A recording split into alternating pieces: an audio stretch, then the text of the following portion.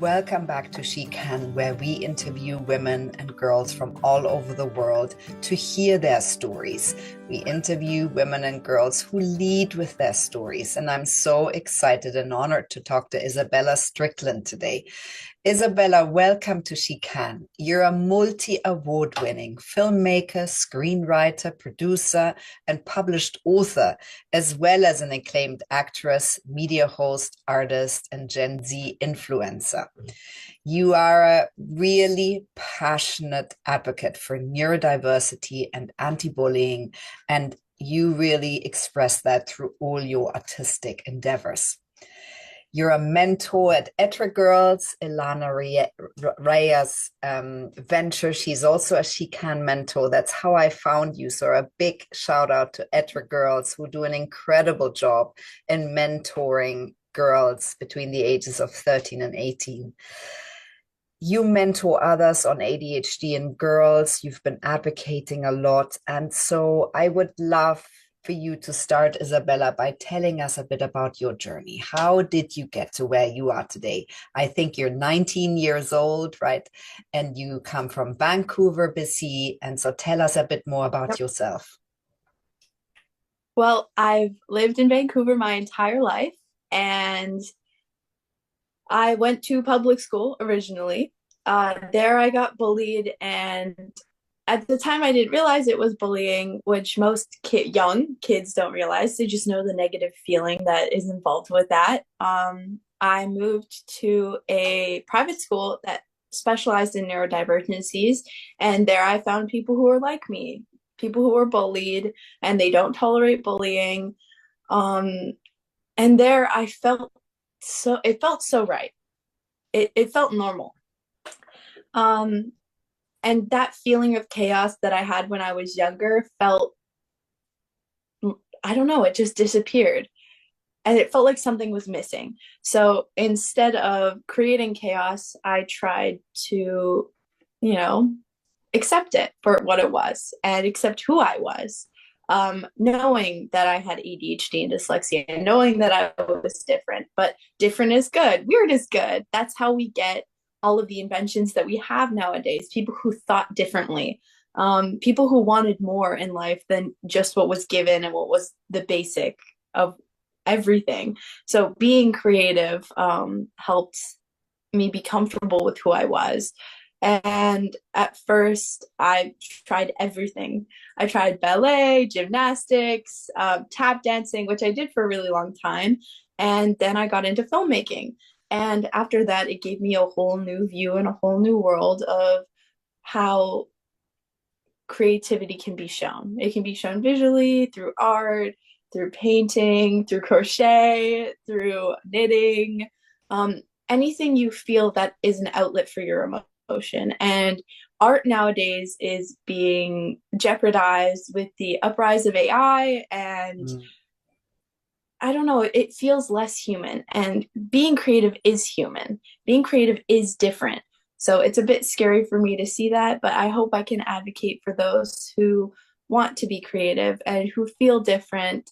I derive so much joy from seeing other girls, other people who are neurodivergent growing up in a world that they feel comfortable in. Esabella, can you talk to us a little bit what it feels like to be a girl in this day and age with, being neurodiverse, having ADHD? What does it feel like? That's such a complicated question. It might not seem like it, but being a woman is in this world is very difficult, especially with everything that's going on in the world.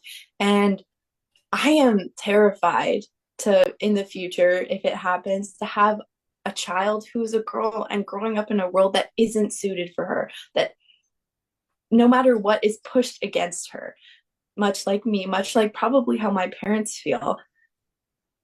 I want them to be accepted. And being a woman is so much harder than it might seem. Being anyone in this world is quite hard, I might say, let alone being a woman, let alone being neurodivergent, whether you have autism, dysgraphia, dyslexia, ADHD. even going into the mental health category of it with OCD. And there are stigmas against that. Like, oh, women are more likely to have OCD because they like being clean. But that's not what OCD is. There are so many, what's the word? I don't know. It's just people assume so Yeah. much about what it's like. And our rights are being taken away daily. And I feel like we're reverting back into a time where creativity and being different wasn't as accepted. So seeing bullying online, especially to women who are trying to accept who they are, whether it's because of their weight or because they're different, is quite hard. But that's why people like me at ETRA, that's why you're here, that's why I'm here. That's why the beautiful women that I've talked to over the couple of years have shown me that there is a greater path than just what's being shown. And that's why we're here. That's why we're here to make the change. Yeah, and Esabella, you do that so well because you are leading with your story. And I think the overwhelming feeling is that one feels different, right? And sometimes you can't even put your finger on it, but it just feels restrictive rather than expansive. And that's always what I think I feel as a neurodiverse person who has birthed three beautiful neurodiverse children. You feel different. And I think that's the underlying feeling of still in this day and age of living in this world. Esabella, you said something that I picked up on, which I think is very important. Over 50% of students with ADHD feel their educational environment is not supportive, and oftentimes they feel it's actually against them. Can you talk to us a little bit about that? I know a lot of children who are stuck in our educational system that is just still in this day and age not able to cater to kids who think differently, because this is a brain chemistry, right? Being neurodiverse means that your frontal lobe has a different brain chemistry. It has a different makeup. And so why can't we learn? Why can't we accommodate the diversity of people in our educational systems? Well, I can only speak for Canada right now, but I've, through research and through interest, because I was quite interested in this, how graduation rates are going and how people or neurodivergent people in the public education sector are doing. And it's quite concerning to see that a lot of young people are not being as ambitious as they once were because they're being shown that they if they can't do it, then they shouldn't. And that's Mm. not true at all. If they can't do it and they feel like they're not being supported, maybe that's not the environment for them. And I know there are a lot of people who were not as lucky as me to go to a specialized school and to be supported in a way that felt easy. I was told, like, by all of my friends and my peers around me, that this is such an easy school. But maybe it's the way it was being presented. Maybe it was because they had funding and because they had passionate teachers. The passion is going away, and that's so sad. Grade 12 students, especially boys nowadays, are trying less and becoming more aggressive towards their teachers, especially as new generations go on and the uprise of social media, and vocabulary is even changing. So we'll definitely see a change with how graduation goes and how ambition is. And life is getting harder, so schools are getting harder. And if you're being shown no, you're going to act that way. And that's so sad because I've gone through that. I remember very clearly learning times tables in public school. And we had a math book. And I remember being so incredibly frustrated because it was an X. Why are we putting the alphabet in math now? This doesn't make sense. Like it just didn't make sense to me. And it was one times one times one times one times one. I had no idea what that meant, even if I was told the answer. I don't know how it works. When I got to my private school, I was shown how to properly do math. And later I found out from one of my friends who also went to the same school that I was in the harder math class and it didn't feel hard. because it was being presented in a way that made sense to me. I was in a class of like 3 other people. And in my math class in elementary school, in the public school system, it was a class of 25. And it wasn't individualized. And in order for us to learn the way that we need to have support. And that support is going down. And it's very scary to see how education is being less seen as a passion, as a good thing. I want to be educated, and I feel many other young people who are neurodivergent also want to be educated, but it needs to be a way that is easily processed by them, not discouragement. Yeah. Isabella, so tell us a little bit about the moment where you realized this is what matters to me, and that's how I want to matter in the world. You have an enormous amount of courage. You stand up and you speak about your challenges, your struggles, but also your successes as an actress, as a producer, as a filmmaker. So you have created an incredible platform for yourself. When did you realize that that is what matters to you? Well, it was actually more recently than not. I always had a passion for it because I didn't feel like I had a voice. So I can barely even imagine how other people feel being less supported. Um, I worked at a summer camp this year, during the summer, obviously, and there was arguments between little girls and, people who needed special things, people who needed hugs when they went to sleep, people who felt alone because their parents didn't send them a letter, but maybe that's not what's actually going on. They can only see what's in view. My parents didn't send me a letter, but everyone else's parents sent a letter. So am I less important? Am I less valued?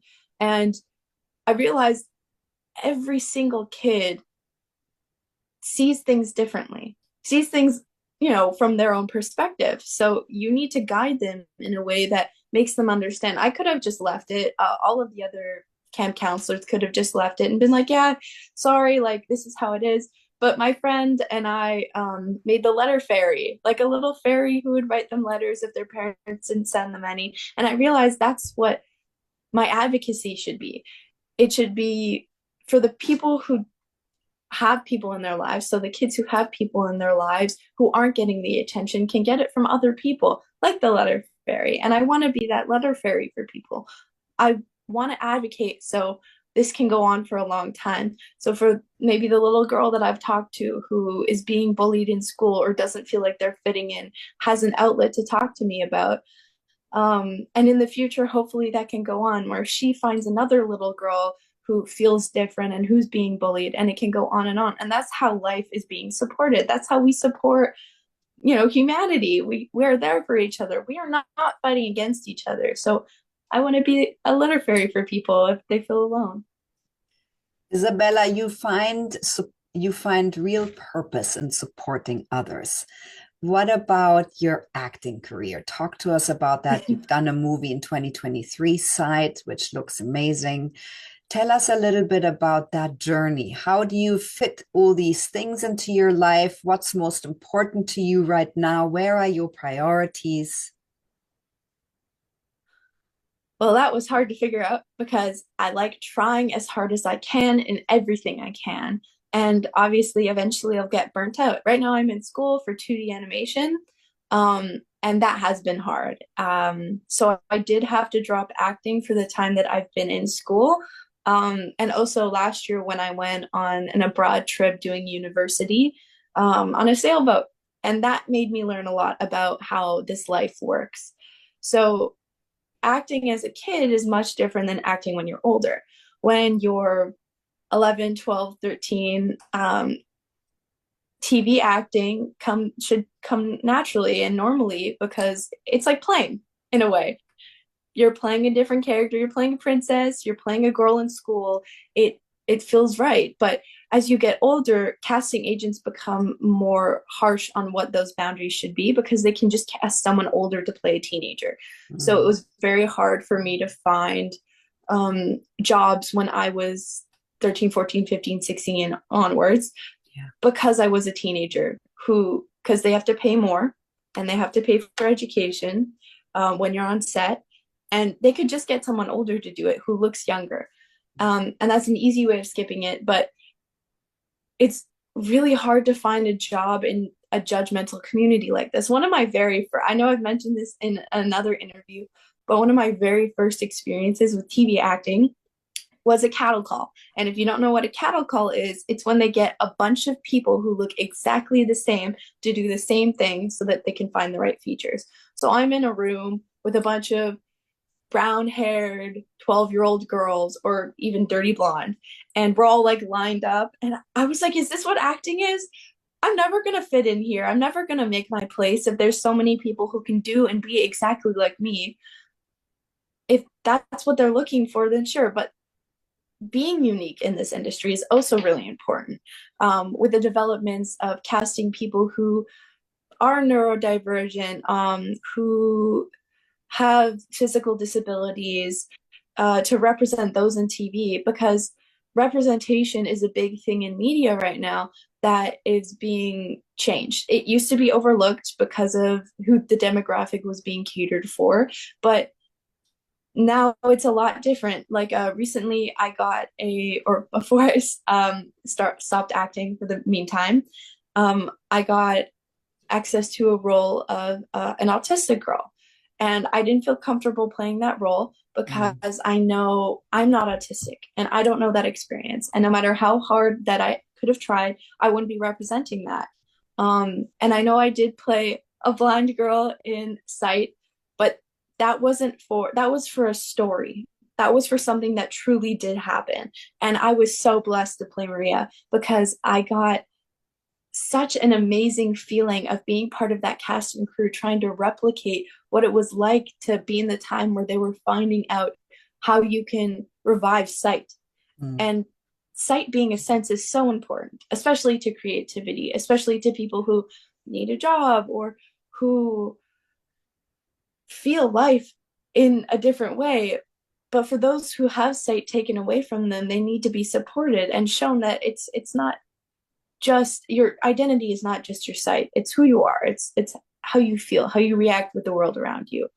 And for those who want to get into acting as they're young, go ahead, make sure you're supported, make sure you have safe people around you, because it can be a very harsh community and you will get a lot of rejection. But finding out how to deal with rejection is a really important skill that you will need when you grow up. When you go into interviews for jobs, you might be rejected, and that's not personal at all. It's just what they're looking for. And you will fit in somewhere. There's always a place for everyone. That's truly what I believe. Esabella, and what do you feel the qualities that you've acquired over the past years doing all these different things? What is sort of standing out for you? What really serves you every day? Well, it probably would be my resilience with taking that course of going around the world on a sailboat. I would say that I didn't have the resilience that I have now. I would turn things in late. And it's not because I wasn't trying, it was because it was just so overwhelming. I needed my alone time. I needed my time at home. And I had no idea how I was going to cope with being in a room with 3 other people, sharing that space. I'm okay with sharing, but I've never experienced that. I have siblings, but they're much older than me. So, waking up at 2:30 a.m. or 1:30 a.m. to go on deck by 2, to be on deck for 2 hours in the middle of the night, to do jobs, to be uncomfortable. Being uncomfortable and being okay with being uncomfortable was something that I'll hold on for a long time, because this life is uncomfortable. Taking risks is uncomfortable. Being in a situation where I almost fell off the boat in a hurricane was uncomfortable, but I came out of that unscathed.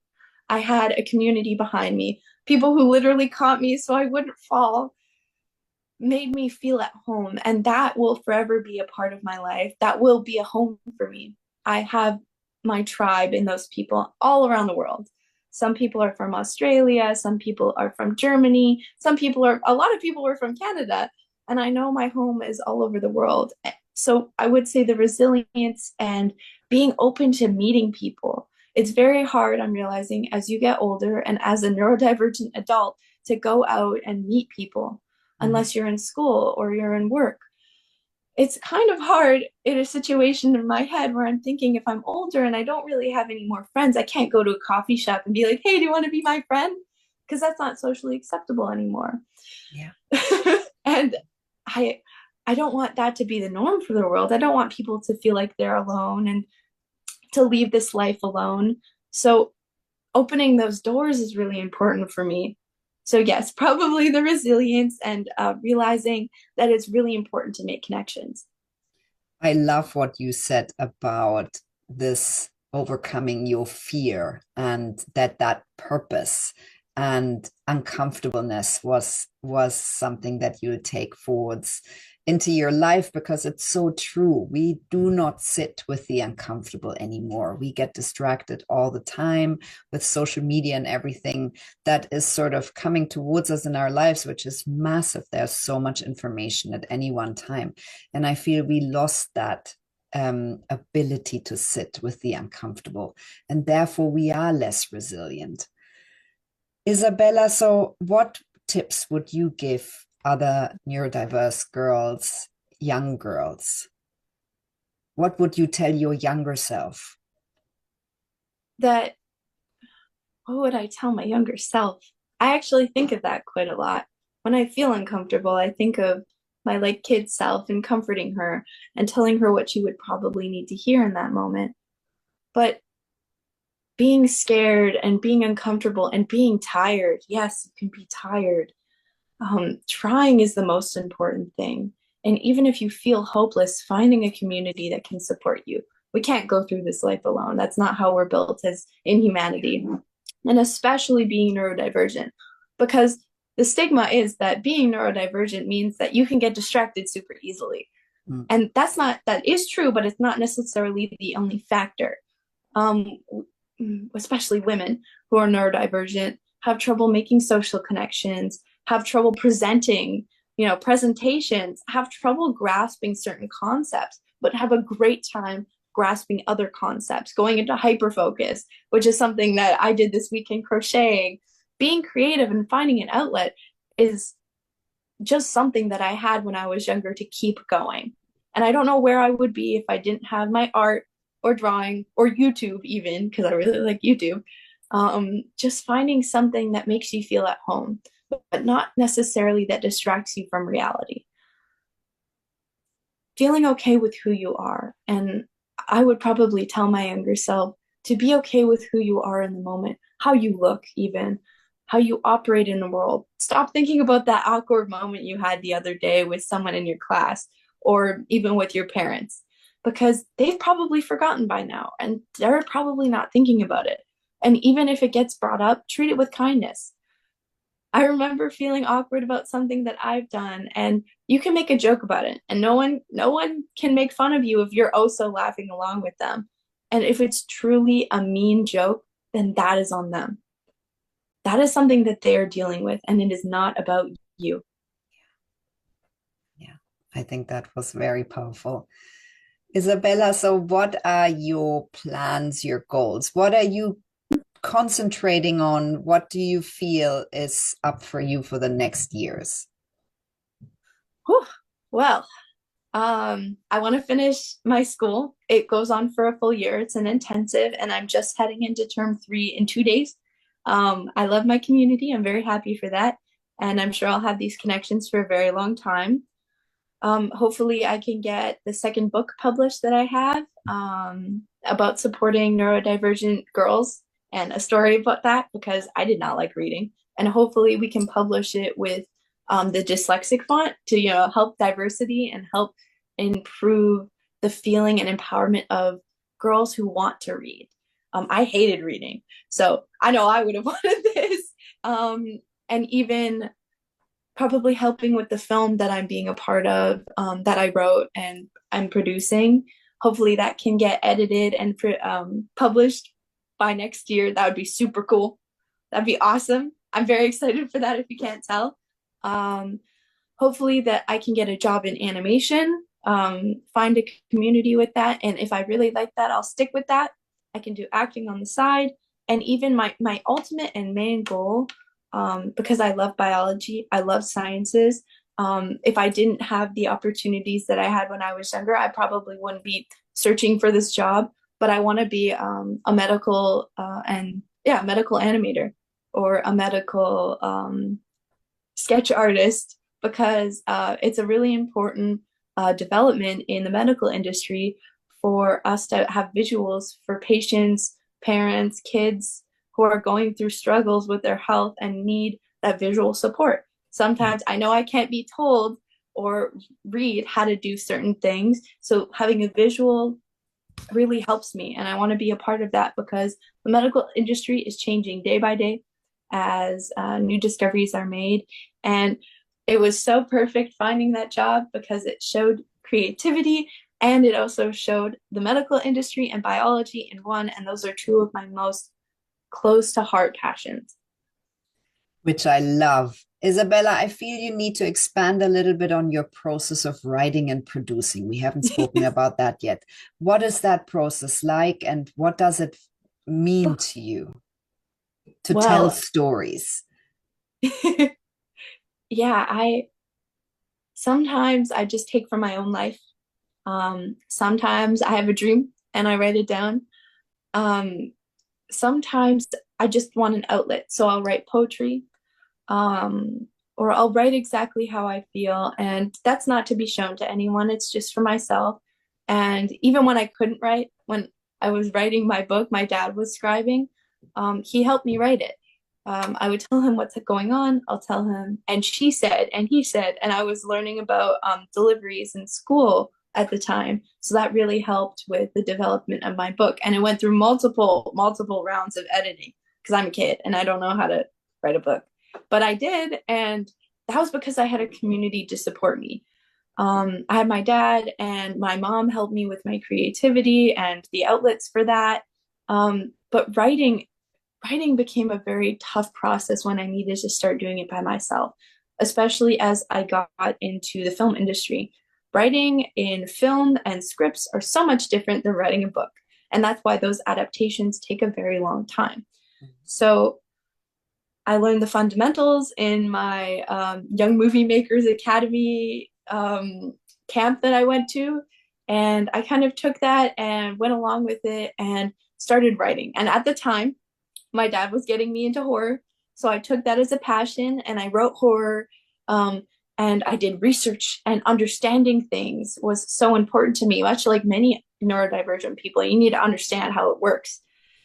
So I just wrote what I could, and I wrote in periods of time. It didn't have to get all done in one night because there was no strings attached. I was doing it for myself. And I thought, hey, this could really work. So I kept going and I kept writing, and it became a passion for me that I'd do maybe after school, or I'd sit down and watch TV and say, hey, that was a good line. Maybe I could like incorporate that in some way. So I'd take points of my life and incorporate that into my passions, which everyone can do. Even talking to you right now, I can incorporate that some way in my life. Whether it's I'm going to crochet something really cool later because I feel this passion right now. But the first thing to getting started is getting started and continuing.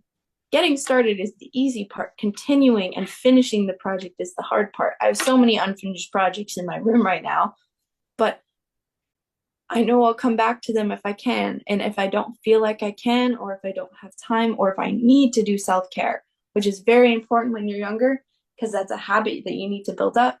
I know many adults in my life who don't know how to do self-care.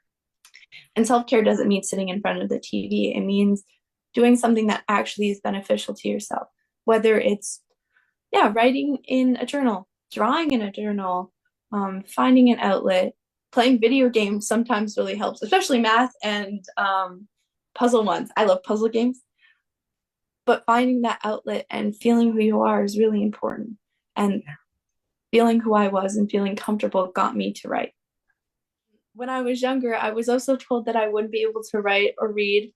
And I realized over the years, many people have been told that, much like my mom. My dad was left-handed and he'd have his hands strapped to the chair in order for him to write with his right hand. People don't like people who are different. And different isn't scary, but it seemed like that because we're human. Things that are unknown are terrifying. And that's why we find horror movies scary. And that's why we find reality terrifying, because it's unknown. We don't know what's going to happen next. We don't know what's going to happen tomorrow.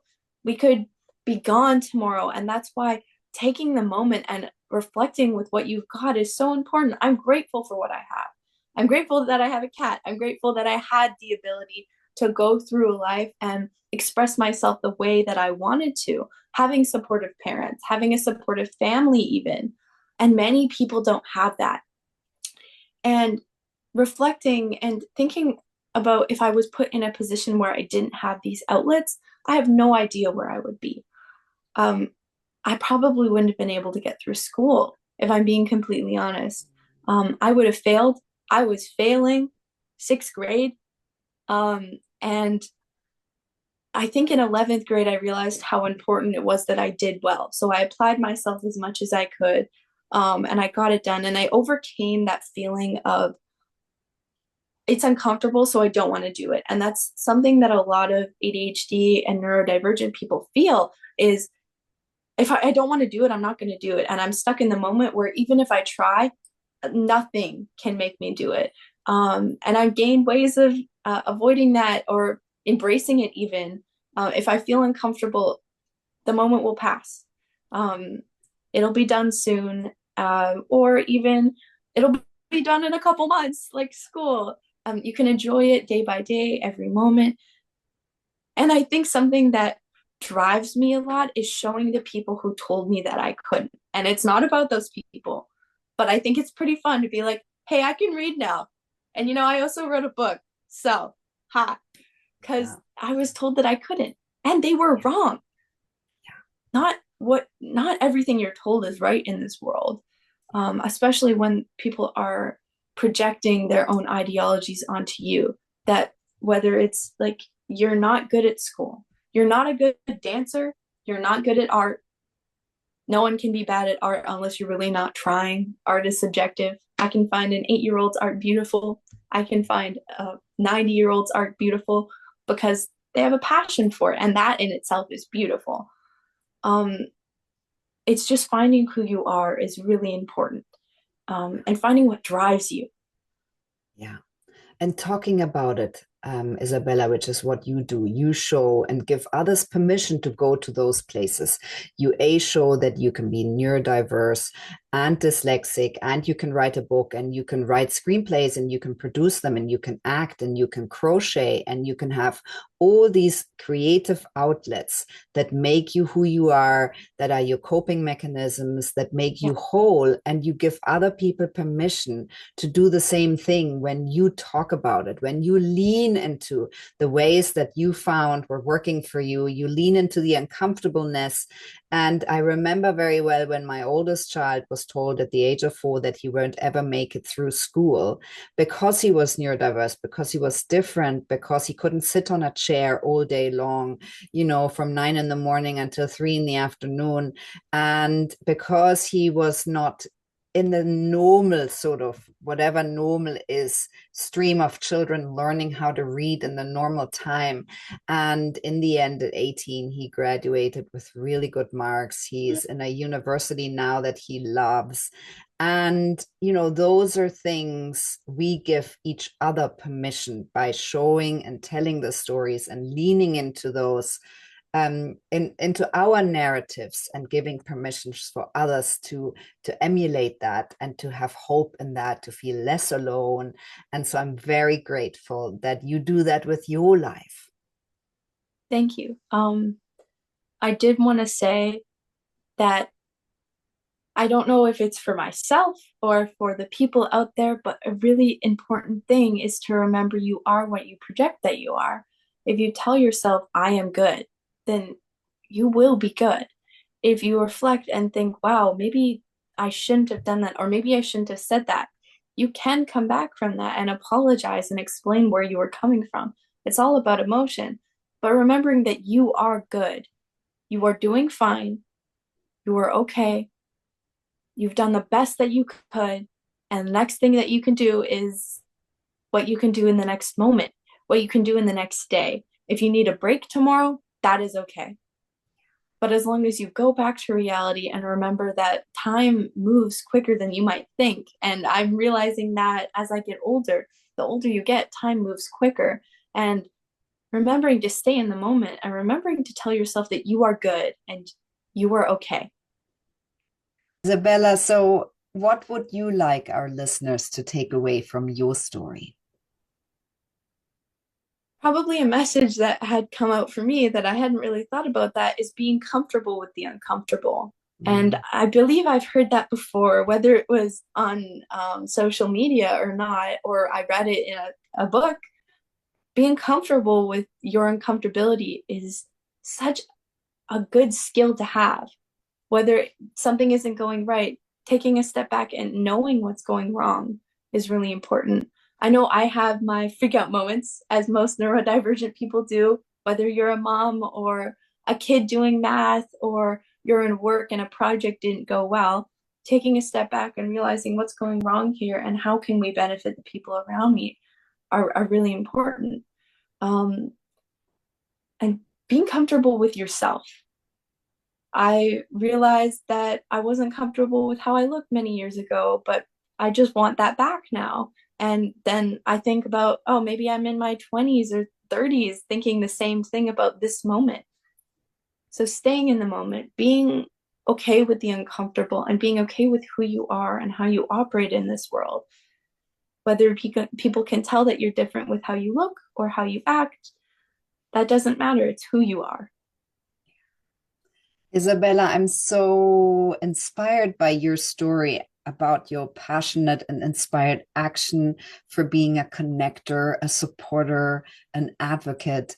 And so I'm so grateful for you for telling your story and for taking the time for doing so and really being a role model and mentor. Yeah, of course. Thank you for this opportunity. This is wonderful. I love talking to people and supporting others in the best ways that I can.